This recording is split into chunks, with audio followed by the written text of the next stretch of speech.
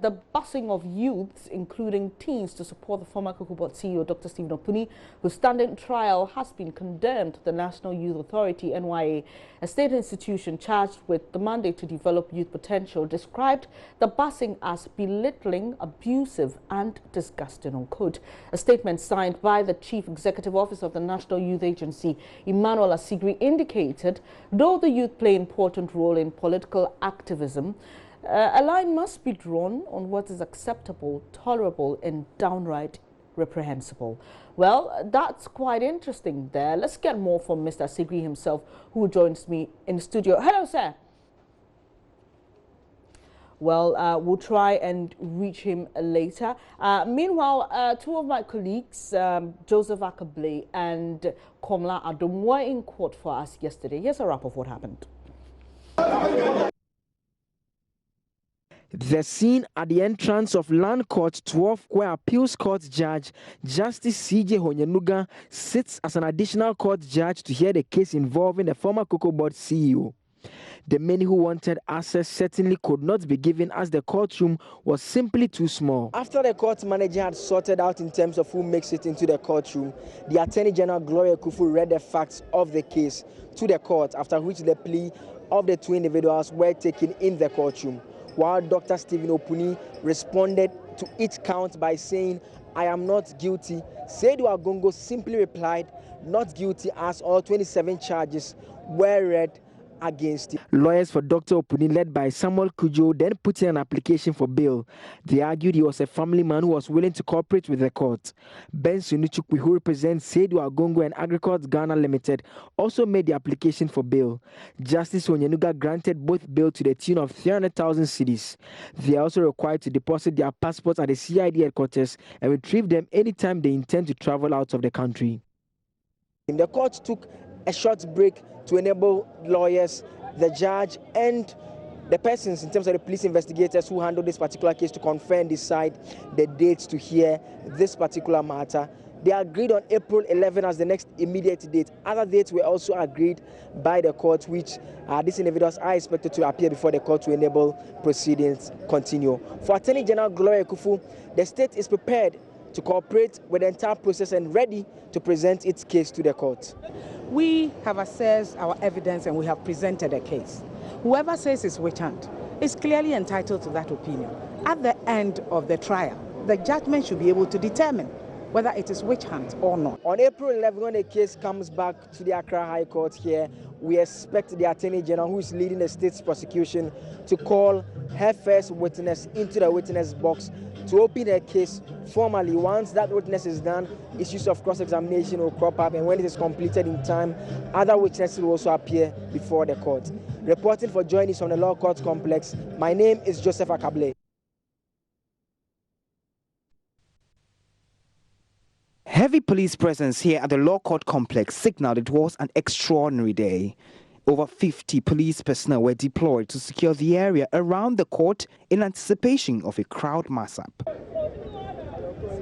Police crowd control vehicle, heavily armed policemen, and some 6 gun-wielding men clad in CID vests. The atmosphere outside the courtroom was tense, even in the long winding queue into the security checkpoint of the courtroom. Then before long, 2 buses arrived with dozens of young men and women, some as young as 12. As they made their way towards the entrance of the courts, though, they were stopped in their tracks by the police. Some of these guys tell me they were bussed by NDC party executives from Jamestown, Aboseo Zongo, to come and offer support to the embattled former COCOBOD boss.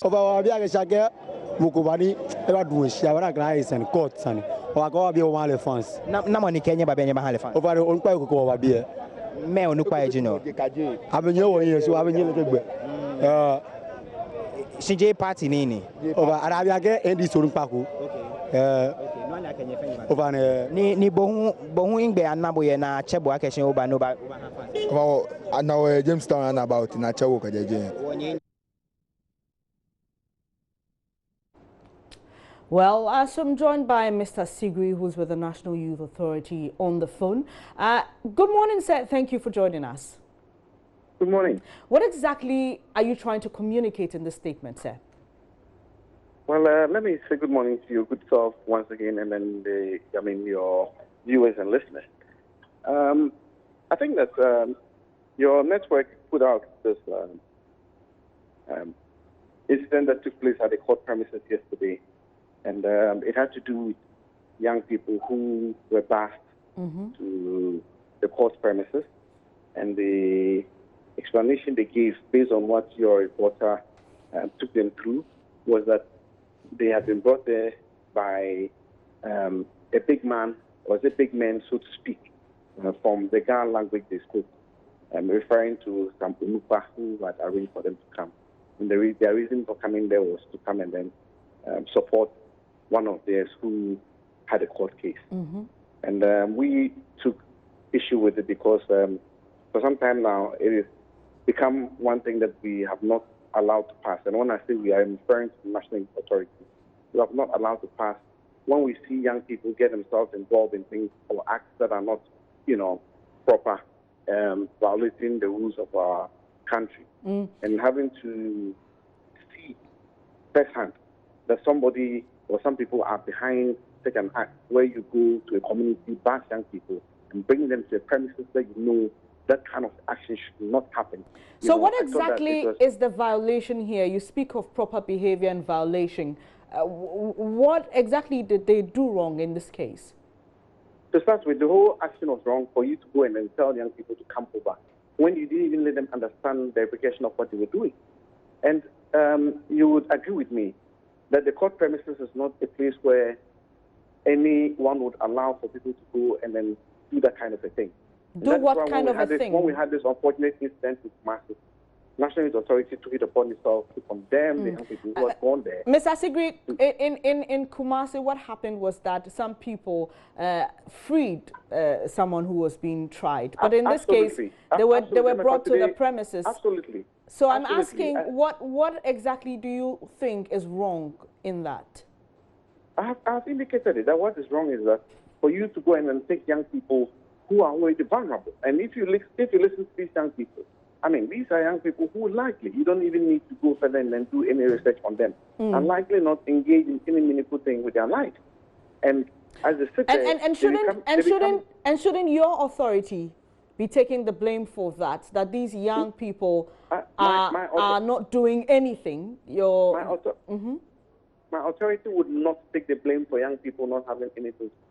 Okay. And the reason why I say we will not take any blame is that currently, as we speak, we have embarked on a vigorous exercise to get the 16.5 million Ghanaian young people who fall under this bracket to have something to do for themselves.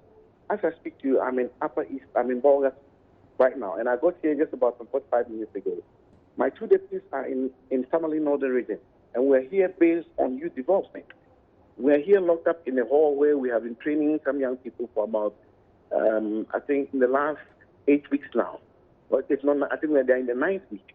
And we have an engagement with EcoBank where, as part of the training we're giving them, EcoBank is coming in to give them some 2-day training and would use that to engage them to become agents for their online banking service. So we are doing these things to get young people out of the difficulties they find themselves. Only last week, Friday, less than a week ago, we put up a team of young people, young entrepreneurs, 250 of them, and the numbers even exceeded. This was the official number we were looking at. But the numbers exceeded what we had projected. And we brought them across the entire country. And they came together because they've been coming to us, especially those who have hands-on activities. They've been coming to us to complain about things that have become a difficulty for them.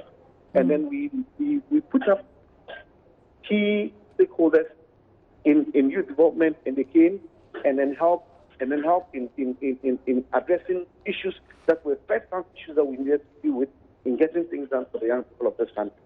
So we, as National Youth Authority, are doing our part. All right, Mr. Sigri. We will be able to cover the entire spectrum of young people of this country.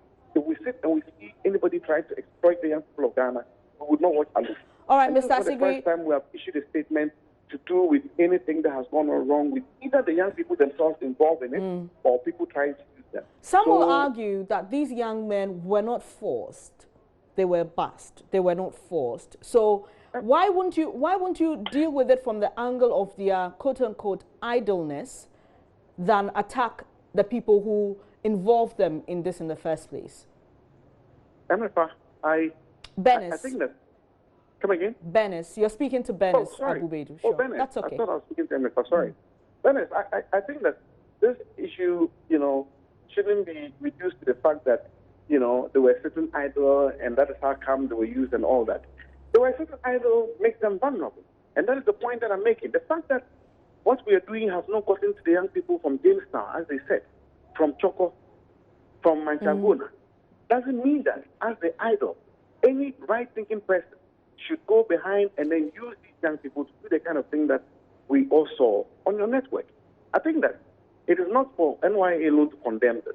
You, the ones in the media, I'm employing you to also join in the condemnation that when we see young people involved in so many acts that are not right, and we keep getting these speculations that there are some big people behind them. This is a typical case in this regard, where the young people themselves confess that they were bashed and given money to come and then share around the court. When we know that, again, that premises is not a place where you should be encouraging that kind of a thing. Well, if anybody has done anything wrong to the state or an individual or group and they've been subjected to court processes, I don't see this as anything that should have a problem with. Thank you. What would have happened if people were subjected to a situation where you don't have a platform to be giving some hearing? But people are taking through due process, and now we say, hey, it shouldn't happen. We can't run a country like that. Thank you very much for your time this morning. Really appreciate Emmanuel Asigri, CEO of the National Youth Authority. We'll take a quick breather here on News Desk. We'll bring you more to stay.